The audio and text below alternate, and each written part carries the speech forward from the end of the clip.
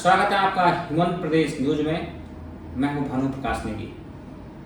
आंखों की संक्रामक बीमारी आजकल हर किसी को परेशान कर रही है। परेशानी होने का कारण क्या है, किस तरह से ये बीमारी है और इस बीमारी के कारण किस तरह से आंखों को नुकसान पहुंच सकता है, हमारे साथ नेत्र रोग विशेषज्ञ डॉक्टर चिराग रोहना मौजूद हैं। उनसे हम बातचीत करेंगे।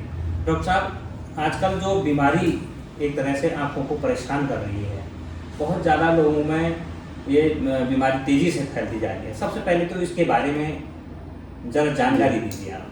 देखिए, आजकल बारिश का मौसम बहुत है, मानसून है। बारिश होने से तो टेम्परेचर में कमी आ गई। बहुत बारिश होने से आप देखें कि देश में कई जगह बाढ़ आ गई है, वाटर लॉगिंग की प्रॉब्लम हो रही है। ऐसे में हमारे एटमॉस्फेयर में ह्यूमिडिटी बहुत बढ़ गई है और टेम्परेचर भी कम हो गया, तो इस कारण जो वायरस और बैक्टीरियल इन्फेक्शन होते हैं बहुत ज़्यादा बढ़ जाते हैं जी। और आजकल आप देख रहे हैं कि हर कोई काला चश्मा पहन के घूम रहा है और हर किसी को आंखें लाल हैं। स्पेशली मैं देख रहा हूँ आजकल अपनी प्रैक्टिस में हर दिन 10 से 15 मरीज आ रहे हैं काला चश्मा पहन के, और सबको आंखों में लाल है, आंखों में सूजन है, सुबह उठ के आँख चिपक रही है। और जब मैं देख रहा हूँ तो सबको कंजक्टिवाइटिस या जिसे हम पिंक आई भी कहते हैं नॉर्मल भाषा में, और आंखों का इन्फेक्शन हो रहा है और ये रोग एकदम संक्रमित रूप ले चुका है और बढ़ता जा रहा है। जी सर, लेकिन ये सर इसी मौसम में क्यों होता है ये लगातार जो है ये, और ये संक्रामक बीमारी भी है? देखिए, इस मौसम में मैं जैसे पहले ही बोला आपको कि बहुत ज़्यादा बारिश होने से, वाटर लॉगिंग होने से ह्यूमिडिटी हो गई है जी, टेम्परेचर कम हो गया, तो ये जो टेम्परेचर कम होना, बहुत हाई ह्यूमिडिटी होना एक तरह से फेवरेबल है बैक्टीरिया और वायरस के लिए। जी। तो इस उसमें उनकी बहुत संख्या बढ़ जाती है एनवायरनमेंट में और जल्दी से हम संक्रमित हो जाते हैं। तो कुल मिला के ये वायरस की हाँ जी, पर इसमें देख रहे हैं कि वायरस के साथ साथ सुपर हेटेड बैक्टीरियल इन्फेक्शन भी हो जा रहा है कई लोगों को जी।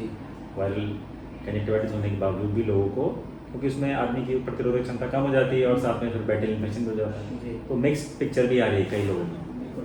लेकिन सर जब ये बीमारी हो रही है तो किस तरह के एहतियात इसमें बरतने की आवश्यकता है ताकि आंखों को नुकसान न पहुंचे? देखिए, पहले तो यही है कि हम भीड़ भाड़ एरिया से बचें, पर अब मीटिंग है, स्कूल तो जाने ही, तो हम सबसे इम्पोर्टेंट है कि हाथ की सफाई रखें, बार बार अपने हाथ साफ रखें, साबुन से धोएं, नहीं है तो डिसइंफेक्टेंट आजकल हमारे पास हैं वो रखें, और अपने जो हाथ हैं कोशिश करें कि आंखों में हम टच ना करें, क्योंकि हाथ में होता है फिर संक्रमण आँख तक फैल जाता है। तो मेन रूट यही है कि हाथ में लगता है इन्फेक्शन, इसका फोमाइट्स होते हैं और आँख में चले जाते हैं। तो ये हम कोशिश करें कि बार बार हम हाथ को अपने बालों पे ना टच करें, आंखों में टच करें, अपने चेहरे पे ना टच करें। अच्छा सर, तो क्या इसमें सैनिटाइजर यूज किया जा सकता है? तो बिल्कुल सैनिटाइजर का इसमें रोल है। और दूसरा ये भी कहना चाहूँगा मैं कि जैसे हम अपने टॉवल किसी से शेयर ना करें और हर दिन अपने घर की चादर 2 या 3 दिन में एक बार जरूर बदलें, स्पेशली तकिया के जो कवर होते हैं, खोल होते हैं, वो जरूर बदलें, नहीं तो इससे संक्रमण बहुत तेज़ी से फैलता है। जी सर।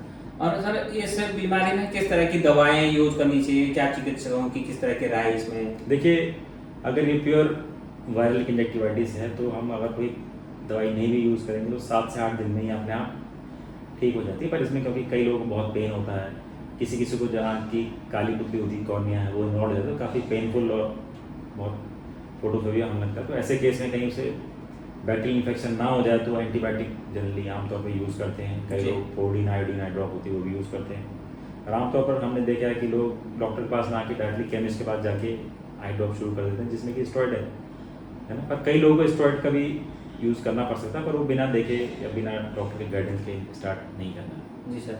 अच्छा सर, ये तो हो गई है आजकल जो कॉमन बीमारी हो रही है। इसके बाद हम अगर आंखों पे आते हैं, क्योंकि आंखें अनमोल हैं, आंखों के बिना जो है जीवन की कल्पना करना संभव नहीं है। आंखों की किस तरह की संरचना है, क्या किस तरह से केयर होनी चाहिए आंखों? देखिए, आंखें तो अनमोल हैं, आपने बता ही दिया जी।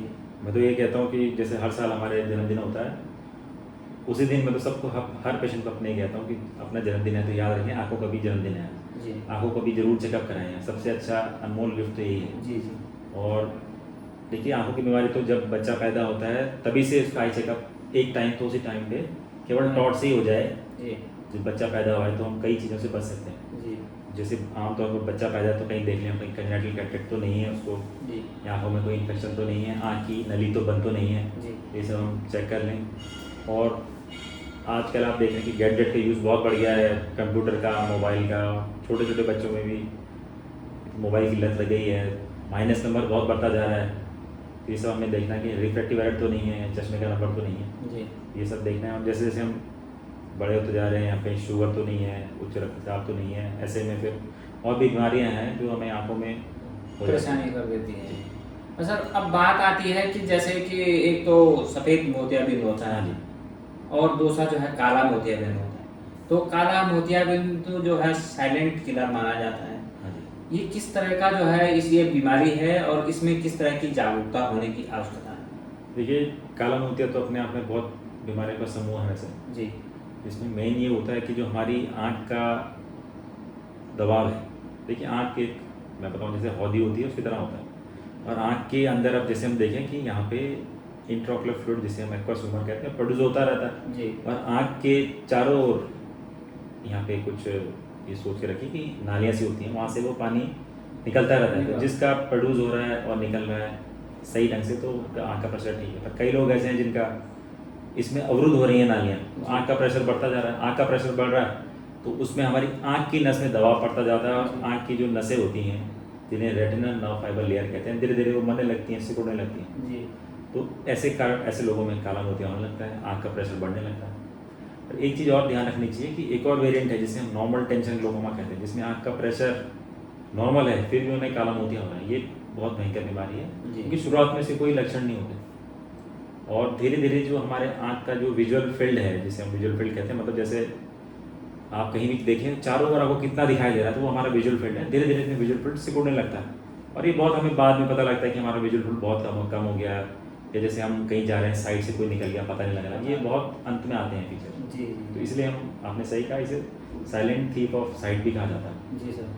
तो सर इसमें जो है कैसे पता लगता है कि हमें काला मोतियाबिंद होने वाला है, या जो है किस तरह के एहतियात बरतने की आवश्यकता है ताकि इस खतरनाक बीमारी से बचा जा सके? देखिए, यही मैं कह रहा हूँ कि काला मोतिया की एक वेरिएंट है ओपन एंगल ग्लोकोमा, एक है क्लोज एंगल। जो क्लोज एंगल है उसमें अचानक से आंखों में दर्द हो जाता है तो वो तो पता लग जाता है, पर कई ऐसे वेरिएंट हैं जिसमें कोई सिम्टम नहीं है, जी तो ऐसे में पता लगाना मुश्किल है। तो सबसे अच्छा है कि हमारी फैमिली हिस्ट्री क्या है, कहीं हमारे मदर फादर को या क्लोज उसमें तो नहीं रहा घर में किसी को काला मोतिया तो नहीं है, जी या हमारे आँख में कई बार more than one intraocular surgery, मतलब आँख के अंदर की एक या एक से बार ऑपरेशन तो नहीं हुआ, जी या हमने कभी कारण या कारणवश गलती से कई बार स्टेरॉइड का इस्तेमाल तो नहीं किया। देखिए कोविड में लोगों ने कितना स्टेरॉइड लिया, जी जी उससे बहुत परेशानी हुई। कई लोगों को आर्थराइटिस है, गठिया है, जी या किसी को सांस की बीमारी है, अस्थमा है, तो वो भी स्टेरॉइड का पंप यूज़ कर रहे हैं। जी और जो लोगों को बीपी है या उच्च रक्तचाप हो गया, मधुमेह हो गया, या 40 साल से ऊपर हो गए, उन्हें स्वतः ही चाहे कोई सिम्टम नहीं है आँख के जी जी तो हर साल चेकअप कराना चाहिए। और जो मैं लिस्ट बता चुका हूँ उन सबको तो अपना चेकअप कराना ही है। जी जी तो उससे जो है ये बीमारी का हाँ, पकड़ में आ जाती है। जनरली ऐसा होता है कि पेशेंट बस चेकअप कराना आता है कि डॉक्टर साहब चेक कर लीजिए, मुझे चश्मे का नंबर जी, नहीं है, जी। तो तब पता लगता है कि आपको काला मोतिया है। जी तो जी मतलब 90% में से 90 लोगों को पता नहीं है कि हमें काला मोतिया, वाले मोतिया। वो ऐसे ही पकड़ में आता है जब आप रूटीन आई चेकअप कराते हैं। जी जी तो मेरा ये कहना है कि हर साल जब 40 के बाद आपको हर साल जी एक बार साल भर में चेकअप कराना बिल्कुल आवश्यक है। बिल्कुल चेकअप कराएं। हमें भी बहुत खुशी होगी जब पेशेंट बोलता है डॉक्टर साहब बस मैं एक रूटीन आई चेकअप कराने आया, मुझे कोई दिक्कत नहीं है। जी जी मैं चाहता हूँ हर कोई ऐसे चेकअप कराए। जी जी मतलब इसमें जागरूकता की आवश्यकता है हाँ कि जी। आप बिल्कुल न चूकें कि एक हाँ। साल में के एक अंदर साल जरूर कम से चेकअप कम कराएं। 1 या 2 बार आपको जरूर आंखें चेकअप कराएं, जी। यही ना है कि मुझे दिक्कत है तो ही आ रहा हूँ, जी। क्योंकि काला मोतिया में कोई दिक्कत होती नहीं है शुरुआत में, जी। सिम्टम लेस होता है ये शुरुआत जी में, जी और अंत में जाके इसमें बहुत सिम्टम आ जाते हैं, उस टाइम पे हम कुछ नहीं कर सकते। अगर पहले ही इसकी रोकथाम हो जाए तो ये आगे बढ़ेगा नहीं, वहीं पे रुक जाता है। जी, जी। तो ये इसकी खाल बात। सर इसके साथ में जैसे देखा जाता है कि कई लोगों के आंखों में एकदम से अचानक खुजली हो जाती है और वो पूरी आंखों को जो है खोद डालते हैं, जी। तो उस दिशा और दशा में प्राथमिक तौर पे या किस तरह से उसका उपचार किया जा सकता देखिए है? ये तो एलर्जी का डिजीज है, इसके बहुत सारे कारण हो सकते हैं। आजकल पॉल्यूशन बढ़ गया है, तो फूल खिलते हैं, कई बार लोगों को पॉलन ग्रेन से भी एलर्जी आती है। कई चीज़ हम घर में कोई नया पेट एनिमल ले आते हैं उससे हो सकती है। कई लोग घर में नया कारपेट ले आते हैं, नए कपड़े, कई सारी चीज़ें हैं। जी तो ये तो देखना पड़ेगा किस कारण हो रहा है। पर जब भी ऐसा हो तो आप आँख को बिल्कुल ना रगड़ें, ज़्यादा ठंडे पानी से धोएं या बर्फ़ लगाएं, और तुरंत अपने आई डॉक्टर को जरूर दिखाएं जी सर। ये किस कारण हुआ है। अच्छा एक सर बात ये आती है कि जैसे आजकल दोपहिया वाहनों में भी लोग बहुत तेजी से चल देते हैं और कई बार आंखों में चश्मा भी नहीं होता है, तो क्या दोपहिया वाहनों में चश्मा लगाना आवश्यक है? देखिए, क्या सजेशन अगर आप हेलमेट पहनेंगे और उसको हेलमेट के आगे कवर होता है वो लगाएंगे तो बहुत अच्छा है। अगर आप नहीं लगाते तो चश्मा पहनना चाहिए, क्योंकि कई बार हम ऐसे इंजरीज भी आती हैं कि थोड़ा हम बहुत स्पीड में चल रहे थे, पत्थर आके टकर गया या कोई मक्खी टकर गई या मधुमक्खी टकर गई, ये ऐसी चीज़ें आम घटनाएं होती रहती हैं। जी। तो आई प्रोटेक्शन तो बहुत ज़रूरी है वाइल ड्राइविंग। तो आपको चाहे आपको नंबर नहीं भी है तो अपने सेफ्टी के लिए गॉगल्स आपको यूज़ करने चाहिए। जी सर। और किस तरह के एहतियात आप बरतने के जो है चेतावनी देते हैं या सुझाव आपके जो आंखों के लिए आवश्यक है? देखिए, आजकल के एहतियात में कहें, अगर कंजक्टिवाइटिस के लिए कहें तो बार बार अपना हाथ धोएं, और घर के जैसे हैंडल्स होते हैं, डोर्स होते हैं, वहाँ पे फोमाइट बैठ जाते हैं, बैक्टीरियल वायरल, तो उसको जरूर क्लीन कीजिए। जी। कोविड ने हम सबको सिखाई दिया सफाई कैसे करनी है, तो जी। बिल्कुल ये कीजिए। हाथ धोना बहुत आवश्यक है, बार बार साबुन से 2 से 3 बार अपने मुँह भी धोइए, है ना। लोगों से एकदम हाथ न मिलाइए, नमस्कार कीजिए उनको, जी। कि एक दूसरे से फैलता है ऐसे।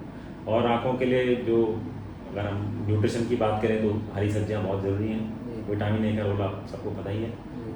आजकल जो भी पीली सब्जियां होती हैं आजकल आम हैं, वो खाना चाहिए, कद्दू खाना चाहिए, या आप एग ले सकते हैं। ऐसी तमाम चीज़ें जिसमें विटामिन ए है, पनीर में है, ये सब लेने चाहिए आपको। और ग्रीन लीफी वेजिटेबल का अपना रोल है।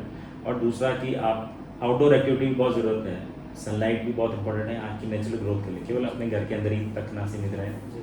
और आउटडोर एक्टिविटी बिल्कुल करें। अच्छा, अंत में हम ये जानना चाहते हैं, क्योंकि आजकल अब टेक्नोलॉजी का बहुत इस्तेमाल होने लग गया है, मोबाइल का लोग बहुत ज़्यादा इस्तेमाल करते हैं, लैपटॉप में दिन भर लगे रहते हैं, तो उसकी स्क्रीन से भी कुछ फर्क पड़ रहा है? और क्या एहतियात बरतने की आवश्यकता है, क्योंकि बच्चों में ये बहुत ज़्यादा परेशानी पैदा हो गई है? देखिए, अगर स्क्रीन बहुत ज़्यादा हम देखते हैं तो बहुत सारी प्रॉब्लम है। कई लोगों को नींद अच्छे से नहीं आती, इसमें स्लीप डिसऑर्डर भी हो रहे हैं, कई लोगों को ओबेसिटी का खतरा भी बढ़ता जा रहा है। जी। जो बच्चे बहुत पहले से ही वो देखते हैं, उनको ADHD करके एक होती है, मतलब अटेंशन डेफिसिट वाली प्रॉब्लम भी होगी। जी। देखिए, मोबाइल और टेक्नोलॉजी का यूज़ तो हमारे लिए है, तो हमें उसको अच्छे ढंग से यूज़ करना चाहिए, पर उसको अपने पे हावी नहीं होना देना चाहिए। जी। तो हमें रेगुलेट करना चाहिए अपना स्क्रीन टाइम, और इसमें एक 20-20-20 रूल भी बनाया हुआ है जी। कि हर 20 मिनट के लिए आप काम करें, और फिर 20 सेकंड के लिए 20 फीट की दूरी दें, ताकि आँख हमारी रिलैक्स हो जाए।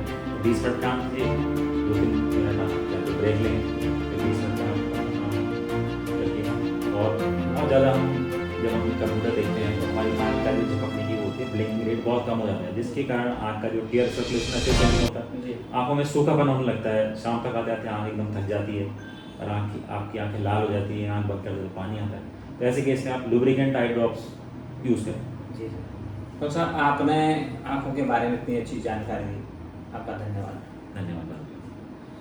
तो ये थे हमारे साथ नेत्र रोग विशेषज्ञ डॉक्टर चिराग भोगना, जिनका साफ तौर पर ये कहना है कि अगर आपको अपनी आंखों को बचा के रखना है और अपनी आंखों की विशेष केयर करनी है, तो साल भर में कम से कम 1 या 2 बार बिना परेशानी के भी आप एक बार चेकअप कराएं, ताकि आप काला मोतियाबिंद और बड़ी डिजीजों से बच सकें।